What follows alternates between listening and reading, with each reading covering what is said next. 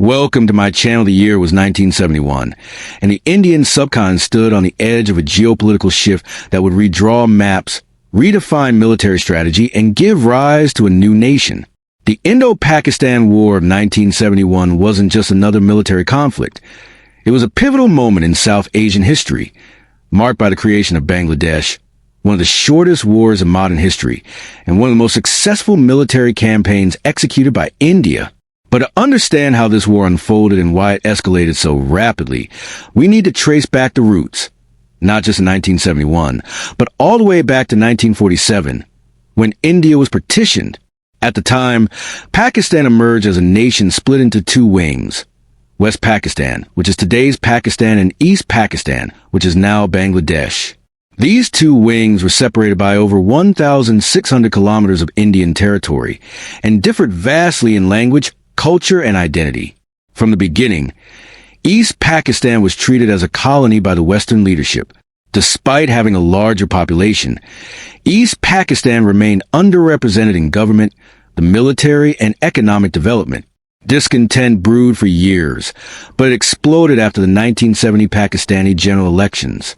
In a landmark democratic vote, Sheikh Mujibur Rahman's Awami League, based in East Pakistan, won a majority. Constitutionally, this should have allowed him to form the government. But West Pakistan, especially under the leadership of General Yahya Khan and Zulfikar Ali Bhutto, refused to accept the result. What followed was a brutal military crackdown on March 25, 1971, in Dhaka called Operation Searchlight. The Pakistani army unleashed a campaign of terror against the people of East Pakistan. Universities were bombarded. Students were killed. Intellectuals were targeted. What started as political suppression quickly turned into ethnic and genocidal violence. Estimates suggest that between 300,000 to 3 million people were killed. Around 10 million refugees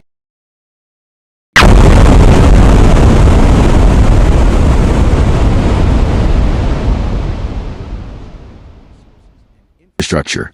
India, led by Prime Minister Indira Gandhi, could not stay passive. Beyond the humanitarian crisis, there were economic and national security concerns. But before jumping into direct military involvement, India played its diplomatic cards. Prime Minister Gandhi toured Western capitals, including the US, UK, and France, pleading for intervention, for support, or at the very least, for global acknowledgement of the atrocities being committed in East Pakistan. But Cold War politics overshadowed morality. The US, under President Nixon and Secretary of State Henry Kissinger, maintained close ties with Pakistan, using it as a conduit to reach out to China. China, meanwhile, was Pakistan's ally. The Soviet Union, sensing an opportunity, stepped in to support India. In August 1971, India and the USSR signed the Indo-Soviet Treaty of Peace, Friendship, and Cooperation, a de facto military alliance that gave India the backing it needed. While diplomatic efforts continued, India secretly began training and supporting the Mukti Bahini, the Bengali guerrilla resistance fighters.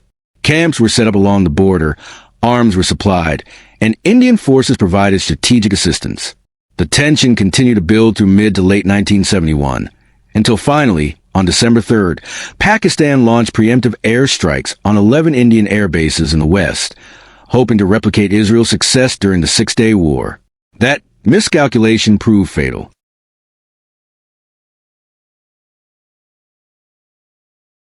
India officially declared war. What followed was a swift and precise military campaign. On the Western Front, India held off Pakistani advances. But the real strategy was a focus on the Eastern Theater. There, India executed one of the most coordinated three-pronged assaults in modern history. Under the leadership of General Sam Manekshaw, Eastern Command launched attacks from the north, east, and west simultaneously. Indian troops advanced rapidly, often welcomed as liberators by the Bengali population. Within just 13 days, Indian forces encircled Dhaka. On December 16, 1971, Pakistan's Eastern Command, led by Lieutenant General A.K. Niazi, surrendered unconditionally to the Indian Army and the Mukti Bahini.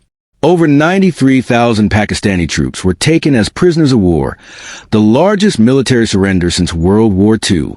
Bangladesh was born. But the story doesn't end with military success. The Indo-Pak War of 1971 had massive implications for geopolitics, military doctrine, humanitarian law, and national identity. Let's break this down. First, the creation of Bangladesh was a seismic event. For the first time, a nation was carved out primarily due to linguistic and ethnic nationalism, rather than colonial legacy. This also marked the end of Jinnah's two-nation theory, which claimed that Muslims of the subcontinent needed one united country. East and West Pakistan had the same religion, but vastly different cultures, and that difference proved irreconcilable. Second, India emerged as a regional power. It was no longer just the world's largest democracy. It was a military force capable of shaping its neighborhood. The professionalism of the Indian armed forces, the coordination among the Army, Navy, and Air Force, and the political decisiveness under Indira Gandhi were widely applauded. Third, the war showed the limitations of Cold War alliances. The U.S. sent the 7th Fleet in the Bay of Bengal, signaling support for Pakistan, but it had no real effect. The Soviet naval presence neutralized that move.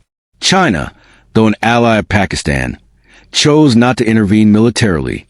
On the humanitarian front, the war highlighted the plight of refugees and the impact of state-led atrocities. The world could no longer ignore genocides and ethnic cleansings simply because they occur behind closed borders. Bangladesh's liberation war is now recognized globally as a textbook example of what happens when democratic mandates are ignored and repression is normalized. And then there's the role of the Mukti Bahini. Often overlooked in larger military narratives, these freedom fighters were essential.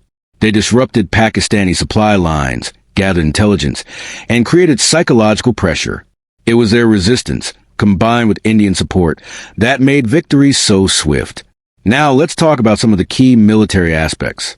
On the Western Front, Pakistan hoped to divert Indian forces and gain leverage in Kashmir. But India was prepared. The Indian Air Force dominated the skies early on, targeting Pakistani runways, fuel depots, and communication hubs. In the naval arena, the Indian Navy launched Operation Trident and Operation Python, striking Karachi harbor, destroying oil tanks and ships, and effectively blockading Pakistan's western ports. In the East, Indian Army divisions, spearheaded by units like the 4th, 8th, and 57th Mountain Divisions, advanced at lightning speed. With bridges destroyed and roads sabotaged, they used rivers, paratroopers, and coordinated tank movements. The Air Force provided air superiority and even conducted paratroop drops near Tangale to cut off retreat paths.